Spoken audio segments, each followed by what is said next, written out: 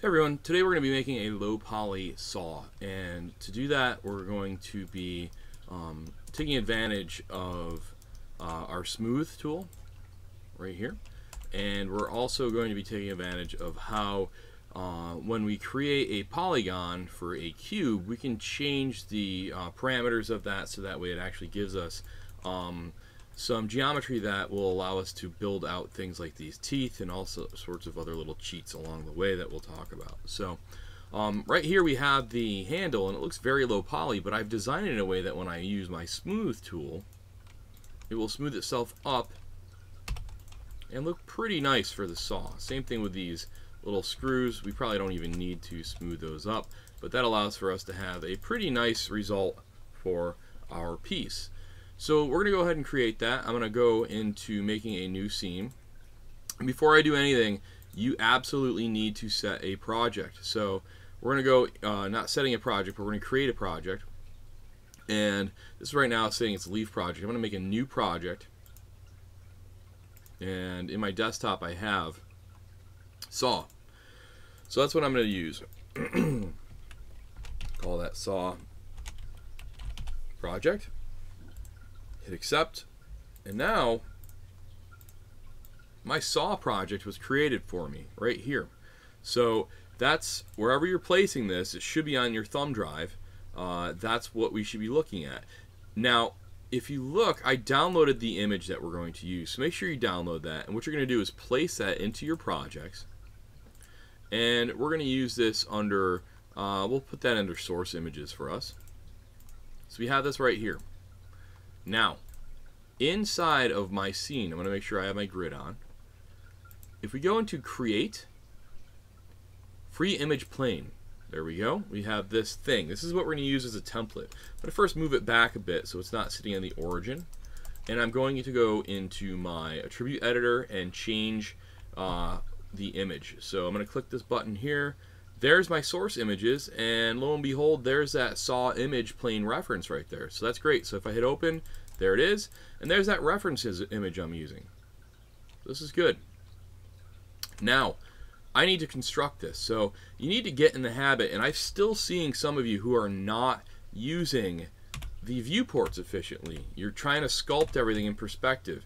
If you keep trying to do this, I guarantee you will fail this class. And the reason why is you're just not using the full potential of 3D. And what you're going to constantly do is make three-dimensional objects that are actually only looking good through one perspective. So as soon as we spin that thing around, it's going to look like you have all sorts of errors. So make sure you're in the habit of spinning around your model and you're changing your perspectives into different orthographic viewports along with the 3D viewport. So let's go ahead, and I'm going to go into my front perspective and create a polygon primitive, and it's going to be a cube, and I'm going to go into a little box here. Now this width, I'm going to set that to 20. I'm also going to tell my divisions to be 20. Why am I doing that? Because this has 1, 2, 3, 4, 5, 6, 7, 8, 9, 10, and then 10 more teeth over here. So by doing this, naturally I'm going to have a long cube with 20 divisions on the width. So if I hit apply, there I go. I'm going to turn off the grid for now because I have my reference image that has the wireframe on, which is very helpful for being able to see what it is I need to actually construct here.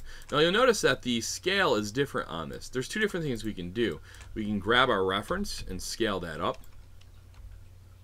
And while I'm doing that, I'm going to make sure I have my wireframe on shaded.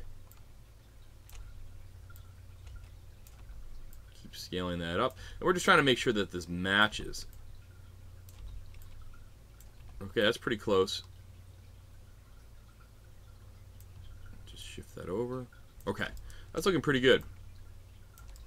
Now that I have this set up the way I want, I'm going to go into my layers and make sure this is added, and I'm going to call that reference. So REF is generally how I do that. Hit save. Alright, so we have this in here, but I'm still able to select it. So I'm going to go and turn this into reference mode. I cannot select that, so I can only work on my pieces. This is good. Alright, let me make sure that this is docked. Oop. Make sure that that's actually sure you all have this. This is not just a new person problem. Maya sometimes does that. It's extremely frustrating. All right.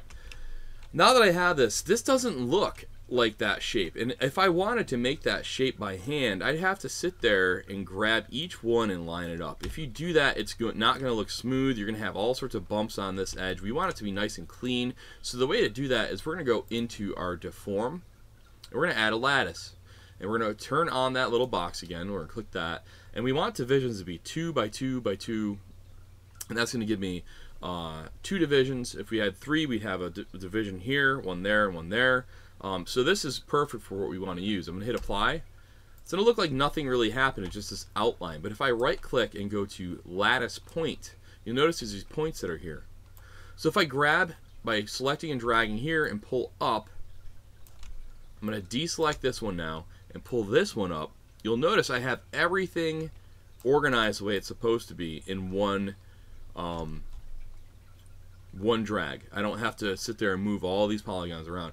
Now I'm going to go to edit, delete by type, history, and I have myself this part of the saw. I'm going to now right click, go to face mode, select and drag across the bottom, deselect this here, and now I have just the bottom teeth. So that's that little trick that I've been using quite a bit. You want to make sure you get used to this as well. I'm selecting things in 3D, so when I go into face mode and I select across something, I have everything. I only want the bottom side of that saw. So to get that, I'm deselecting now everything except for that bottom side of that saw. So you'll see that now in perspective, I have that part selected. All right, I'm going to go back into front view. Now, I'm going to use my modeling toolkit and I'm going to extrude, but I'm going to turn off keep faces together. I'm going to zoom in, and I only need to pull this down. This appears a little bit wrong just because we're further away. I only need to pull this down once, and then I'm going to scale it this way. There we go. And I'm going to make sure I change my perspective, and I'm going to pull it this way. Okay. Alright, now, I now have the teeth, and I have the blade pretty much made. I'm going to move this down a little bit more so it's resting along that reference better. But let's check out how the thickness is. That is one bend swallow of a blade. We do not want something like that. That would be the worst blade to use on our victims. I mean, on a piece of wood to cut. So let's reduce the thickness on this just by scaling it on the z-axis. That's a little bit better. Now you're probably thinking, this doesn't look like a blade that you would use in the real world. This is clearly cartoonish. Well, no. I'm overemphasizing the parts that I want people to know. And this is something you need to understand in animation. Yes, we could make a photorealistic blade, but if we made a photorealistic blade, all those teeth would be so small that we wouldn't really be able to see this. I'm overemphasizing the areas of a tool that really stand out and tell people, define to people what it is that this tool does. And obviously that's the blade on the bottom. When we're animating this and it's moving around, it'll be a lot more visible on those actions that are going to occur. So I'm overemphasizing, I'm hitting the viewer in the head. Basically the areas that I want them to see. Okay, so that's good. Now I'm going to go into my layers, and I want to add another layer, and I generally call this work. I like to do that so I have a place that I know it's being used. It's not my reference, it's my work, so I'm hiding that. And now I'm going to go ahead and create this part right here. So I'm going to create a plane again, but by default plane, all of a sudden now it's doing this. We don't want that. I'm going to hit delete again. So if I go to create polygon primitives, cube, and I reduce my width now to 1, and my divisions now to 1, and hit apply, we're back in business. It's by vanilla default. And now if I made another one, you'll see that it will make another one like that because I changed the parameters by going into here. All right, I have this over here. I'm going to rotate it. And this is what I consider kind of blocking out a model. And it is really just a very blocky model. You'll notice that there's some other areas around the edges here, but I want you to ignore that. I want you always to think about the silhouette that we're using. And if I really break this down into what that silhouette is, I can see that there is a block sort of this way. There is a absence of a block here, and then there is another block right here. That's kind of what that major part of the silhouette's going to be. So I'm going to do that. I'm going to actually do that same concept in blocking this out by trying to scale this in a way that makes sense. So let me scale that this way. Move that. Okay. Now I'm not going to worry about making it exact around these edges because I'm applying a bevel there. So it's going to change what that geometry looks like. I'm trying to make it so it's about that same size. So it takes up that same amount of space here. I'm now going to go into my right click, go to vertex mode, and I can start to pull that down. Now if that's moving down like this, that's because in our move tool, right now it's in world. Watch what happens to our axes here when I go into object. Notice how that changed? So from world, it's going to move in world space down, but if I change this to object, it now goes along the path of the object that we originally created, which now, remember, I rotated that this way, so now it's going to go down that path. This is extremely helpful of a tool to utilize, and I highly recommend getting used to double-clicking on your move tool and switching between these two. Just make sure when you do that that you're aware that you are in a different axis orientation. You do not want to forget that. Okay, I have that all set. I'm going to right-click, go to face now, and drag across here. I know I have everything selected, so I need to deselect to have just that one. And I'm going to hold down Shift and drag again over here. And Shift and drag to about there. Okay, it's starting to get hard to see. So what I need to do is go into my shading and X-ray. Excellent. Now I can actually see what the heck's going on. And I know I overstepped the distance on this part. So if I go into face again, that was already selected. I'm going to move this back. That's looking a lot better. Now, I need to do some more work on this. I need to add a division across here and another one down there. And to do that, I'm just going to go into my modeling toolkit, go to MultiCut, holding down Control. I'm going to click along right here, and I'm going to do that again.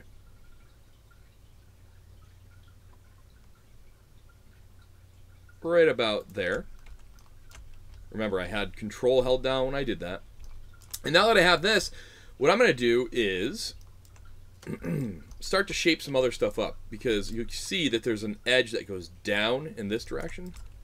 I'm going to grab this, move this way. Grab this, move that this way. All right, let's get in there. Now, I need to select just this spot right here. And I'm going to select around here. And to do that, remember, I'm holding down Shift to select more. So clicking and dragging here, I know I have way too much stuff. So if I hold down Control and drag here, I just have that face. Click, drag here, Control, drag out. So now we just have these two pieces. And I'm going to hold down Shift and drag those out. Very good. Now, vertex, grab this one, pull up. This one, pull down. I have that part. All right, now that I have all this, I still have faces in here. I don't want those. So what I'm going to end up doing is just left click, drag across here, hit delete. I'm going to turn off my X-ray to make sure that everything's looking the way it's supposed to. And again, go into another perspective, as in go into perspective view. So we need to go to panels, perspective. And now we have a very thick looking handle, but it is starting to shape up the way I want that to be. So let's change that right away. We're just going to click on this, scale it. All right. And I'm going to go into my bridge tool now. So I'm going to select this one and that one. And I'm going to actually try to just do this in one action. So I'm going to select all four corners of this and make sure I have the opposite on the other side of this. So I do. And now I'm going to hit bridge. And it filled those holes. Excellent. Now before I deselect, I'm actually now going to apply a bevel to it by pressing this button. Okay. We can make that a little bit thicker of a bevel. But we also want to be conscious of the fact that if we go too far, we're going outside of the boundaries of this. So we're looking pretty good on that one. And I'm going to go back into my front view again. So panels, front, okay. I'm going to just do some cleanup here. And try to adjust this so it looks similar to my reference. Right now I see that this is a lot smaller. So I'm going to click and drag with vertex mode selected. Move this over and shape it to about there. Remember, you need to click and drag, because if you're missing pieces on that other side, you're going to end up causing a massive problem for your piece. There's that. And there is this. Excellent. I have this shape. Now I'm almost there for the actual shape of this. You'll notice that I have a bevel applied around this. So to do that, I'm going to go ahead and double click here with edge mode selected, select here, here, here, here. I want this one. Basically, I'm just selecting the outline. And if this is getting in the way, your reference, you just turn that off. Alright, I have that selected. I have that outline. Let me make sure I have this selected. And let's select that one, this one, and that one. Double click, select that one, this one, double click, and that one. So I have the outline edges selected on this whole thing. Now, if I end up going into my bevel and hit bevel, you'll notice that it added this little bevel all the way around my object. That's good. Now with that done, let's see what it looks like when I hit smooth. So I have that selected, I hit smooth. Okay. You'll notice it's defining the edge better. So that's good. So if I hit smooth again, do it one more time. That's looking pretty nice for a handle. Now it might be looking like it's getting too thin. So I'm going to undo and just scale that back up just a little bit. And now I'm going to hit smooth, smooth. Okay. If we like that, then let's go ahead and put that into the work folder. I'm going to add that. And we have something else to add now. We have to create two little screws that would go in there. So I'm going to hide that layer, and I'm going to go and create a plane. I'm going to make this 5 by 5. And I'm going to use this tool called Circularize. If I press this button, watch what happens to this plane. Okay.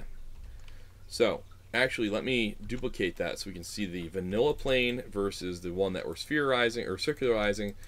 It's the same amount of polygons, except that it's made it circular. This is extremely helpful for us. What we're going to do with that is grab the front, the middle to make a cross right here, and we're going to extrude that down. Okay, that's what I want. Now, if I smooth this, that's not looking good. It starts to make it look a little bit more mushy. We have to define those edges. And to do that, all we have to do is select the edges of this cross. Now, it's going to be a pain in the butt to have to select everything. So what I end up doing is dragging across here and then deselecting the stuff I don't want. Always think about time. Is it going to be faster for you to select every single piece, or is it going to be faster for you to go ahead and select everything and then deselect the parts that you don't need? And that's basically what I just did right here. Okay, I'm going to hit bevel now. I'm going to reduce the fraction of this. That's better. Now if I hit smooth, watch what happens. Way more defined edge on that. Way better. Alright, now all I gotta do is double click around the edges here, and in my move tool, if I hold down shift, drag, I've made a screw. Now if I hit smooth now, notice that edge kind of gets a little bit weird. So this edge gets round, which is fine for a rounded headed screw, but if we want a hard edge screw, double click again,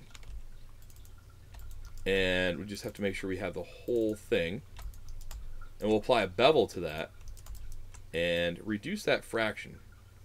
Now if we smooth, it gives a better edge to that. That's way better. Alright, I like that. I'm going to go ahead and turn on my work layer, move it, rotate it, and clean up that rotation. We'll make sure it's at 90. Alright, now that I have that, I'm going to move this thing upwards and push it in. Scale it down. I'm going to go back into my front viewport, and I'm going to turn back on my reference, and I'm also going to go into X-ray, and I'm just going to move this up and over, and right now it's going up and down completely like it was just made out of a machine. I want to make sure that it looks like it was turned a little bit, so I'm going to turn that one. I'm going to duplicate it, Control D, move this over and up, and I do not want this to look completely symmetrical with its rotations, so I want to rotate that one a little bit. And now we have our hammer. Now for texturing purposes, it's a good idea to keep these separate so we can apply the colors to it. And then after we've done all that, then we'll apply a mesh combine. We'll name this saw, and you'll notice I have a ton of inputs in here. That's dirty. We do not want that. We want to go into edit, delete by type, history, and now we have a saw that's nice and clean. Now we can add this. So right now it's under work, but we don't need work, we need to name it. So we're going to call that saw layer, hit save. Alright, so we have that. I'm going to right click, add this object, and now it's where it's supposed to be. And this is how you'll set this up and save that for me. And that's it.